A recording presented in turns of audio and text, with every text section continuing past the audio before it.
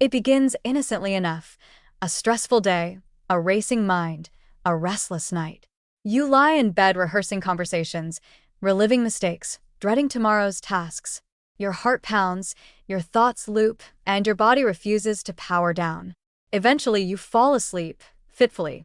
The next day, groggy and frazzled. Everything feels harder. You're more irritable, more anxious, more overwhelmed. And when night comes again, guess what? You can't sleep again. Welcome to the trapdoor that is the stress-insomnia feedback loop, where your brain won't rest and your body won't cooperate. This vicious cycle is so common it's practically a modern rite of passage. Stress and sleep loss fuel each other in a cruel neurological game of ping-pong.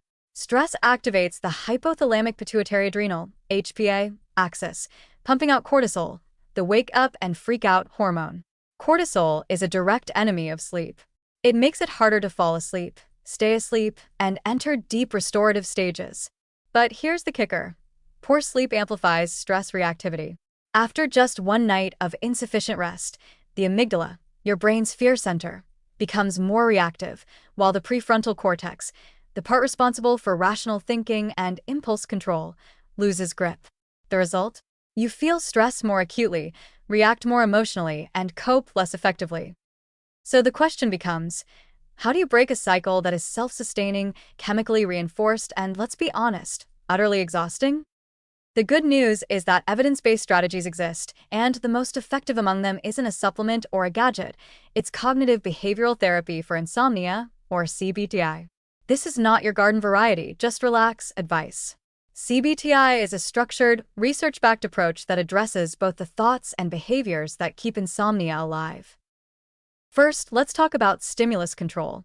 When you lie in bed night after night tossing and turning, your brain begins to associate the bed not with sleep, but with wakefulness and anxiety. CBTI rewires that association. The rule is simple but strict. If you're not asleep after 20 minutes, get out of bed. Go to another room. Engage in a calm, screen-free activity like reading under dim light, and only return when you feel truly drowsy. This breaks the habit of marinating in anxious wakefulness and retrains the brain to connect the bed with sleep, not struggle. Then there's sleep restriction therapy, which, counterintuitively, means limiting your time in bed.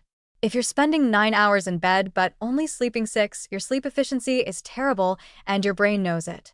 By temporarily reducing your time in bed to match your actual sleep time, you create a mild form of sleep deprivation that increases your sleep drive and consolidates your sleep. Over time, once sleep improves, you gradually increase your time in bed again. Yes, it sounds harsh. Yes, it works. Another cornerstone of CBTI is cognitive restructuring, challenging the anxious, catastrophic thoughts that feed the cycle. You know the ones. If I don't fall asleep in 10 minutes, tomorrow will be a disaster. Or, I'll never get over this insomnia. These thoughts trigger arousal, increase frustration, and activate stress physiology. CBTI teaches you to catch these thoughts, evaluate them rationally, and replace them with more accurate ones. No, one bad night won't ruin your life. Yes, your body can still function without perfect sleep. And no, your insomnia is not a permanent curse. Relaxation training is often part of the mix, but not in the just breathe and hope for the best sense. Techniques like progressive muscle relaxation, diaphragmatic breathing, and mindfulness meditation are used deliberately, often outside the bedroom, to reduce physiological arousal. Over time, these skills help turn down the HPA axis and reset the parasympathetic nervous system, the one responsible for rest and repair. Importantly, relaxation doesn't force sleep. It reduces the internal resistance to it. Then there's sleep hygiene, the stuff most people try first and often abandon. Yes, it still matters. Keeping a consistent wake-up time, even on weekends, avoiding caffeine after 2 p.m., minimizing alcohol and screens before bed, and creating a cool, dark, quiet sleep environment won't cure chronic insomnia by themselves, but they are essential ingredients in a successful treatment plan. If CBTI is the engine, sleep hygiene is the fuel. All of these techniques are built on the recognition that insomnia is not just about sleep, it's about how you relate to it. People with chronic insomnia often become hypervigilant about their sleep, tracking it obsessively, ruminating about it constantly, and fearing the night before it even begins. This kind of psychological conditioning makes sleep even more elusive. CBTI helps dismantle that fear-based relationship and restore a sense of calm neutrality around sleep. And once the fear loosens its grip, sleep tends to follow. So yes, the stress-insomnia cycle is brutal. It's not just in your head. It's in your hormones, your brain waves, your behavioral patterns. But it is not unbreakable. With the right tools delivered consistently with patience, it can be dismantled.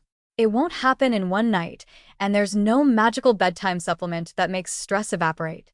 But with CBTI, people don't just sleep better, they live better. Mood stabilizes. Focus returns. Anxiety softens. The body heals. And the 2 a.m. staring contests with the ceiling? They finally, mercifully end. So the next time you find yourself stuck in that nightly loop of overthinking and undersleeping, don't just wait it out. Intervene. Train your brain to do what it was designed to do. Because sleep isn't just something you hope for, it's something you can relearn.